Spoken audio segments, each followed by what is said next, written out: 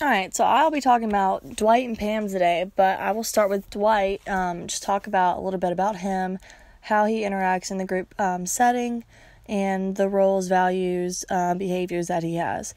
So Dwight, just start off, he's not really an effective communicator. He doesn't have the personality that knows how to communicate with other personalities that well, and he doesn't really try to. It's kind of like his way or the highway. He kind of seems stuck up at times. He doesn't easily invite people into his group. Within the group, but he does take his job very seriously. He is a rule follower. He expects everybody else to be a rule follower. He seems kind of selfish. He doesn't really think about others. There's a moment in one of the episodes where he's shredding paper while Jim is on the phone, so that's not being a very good group member. He thinks that everything is a competition within his group, mostly with Jim. Him and Jim have some problems. He likes to stir the pot, especially going to tell Michael things about other people in the office. So that's not a great quality. He has belongingness needs, esteem needs, and control needs. He definitely wants to feel a part of the group and belong. There are some esteem needs there with him, and he likes to feel in control. He always tries to be like the leader, even though Michael is, or try to have a title that makes him seem like he's a leader and tell everybody else about that title. He does have problem-solving skills. He would definitely be somebody good to come to about creative ideas to solve problems. He dominates the discussion, so that could be an issue. He doesn't really seem like he would let others talk when you're trying to solve problems. It's, like I said, his way or the highway. He wants to have the last word. He wants his idea to be the one that's used.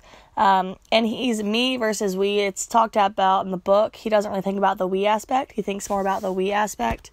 And then some of the characteristics that describe him that were in the book. So he's a dominator, an aggressor, a blocker, a recognition seeker.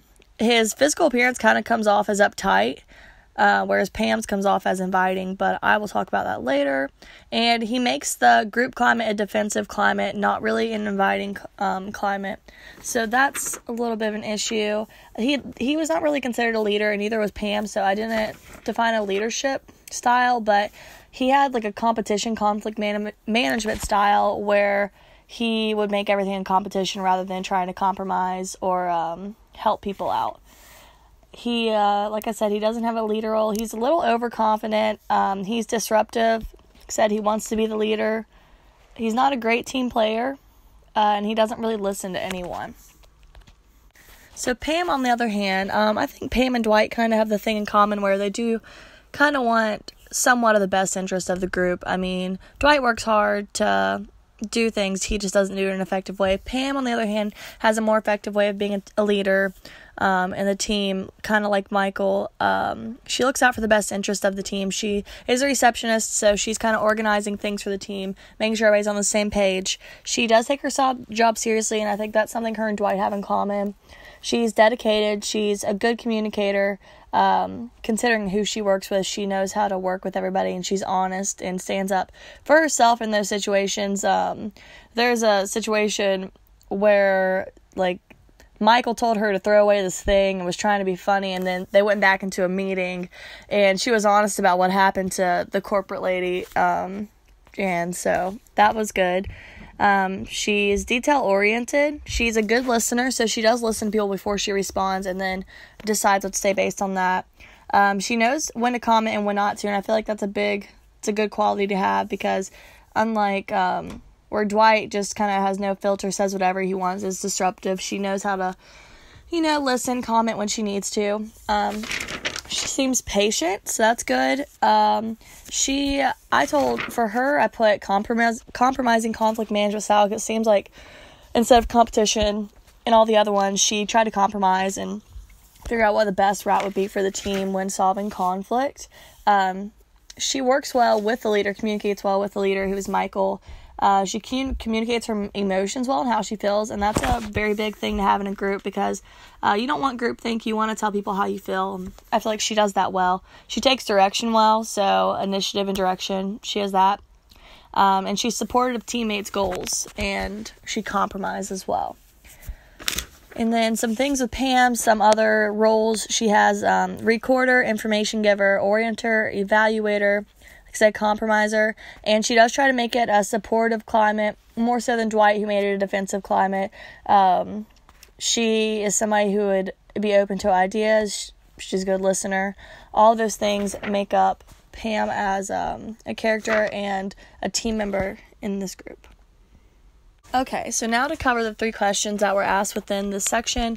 What is the unique contribution of each group member observed in terms of small group communication? So when thinking of Dwight and Pam, I would say Dwight, like I said, he offers ideas. Not a great communicator, but he does offer ideas. He tries to follow the rules and keep everybody in check in that way. I mean, that's a good quality. If he could just learn how to communicate that quality better, I think it would help them work out better.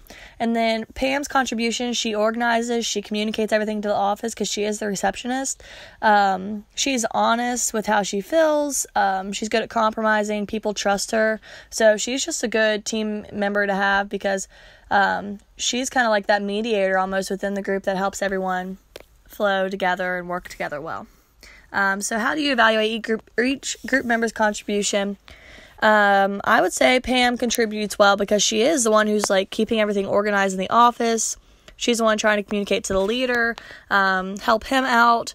Dwight, on the other hand, like I said, he offers ideas. That's great. He tries to keep everybody in check. I think that's a good quality if he could use it better. So his contribution, I mean, he does contribute a lot. I just feel like he could learn to contribute in a better way. And then to what extent are group members effective, and how would you define effectiveness in small group communication? I would say that Dwight, like I said, would be more effective. He could just learn to communicate better. He doesn't know how to work with others. He's very defensive, disruptive. He doesn't want to listen to others' opinions. I feel like if he could just like open his mind a little bit and accept others' ideas, it could work with his ideas very well, and that would make him more effective as a group member. And then Pam could speak up more. She does speak up when things get brought to her attention, but I think if she voiced her opinions more, maybe because people do already respect her, or stood up to Michael more maybe, then make her more effective. But she's already a very effective member. She compromises well, good communicator. So I think she's doing fine as a group member, and she helps the team out definitely. And then how would you define effectiveness in small group communication? I would define effectiveness as somebody who can obviously communicate well. I think communication is key because you are working with a lot of different personalities, and you need to respect everybody's personalities.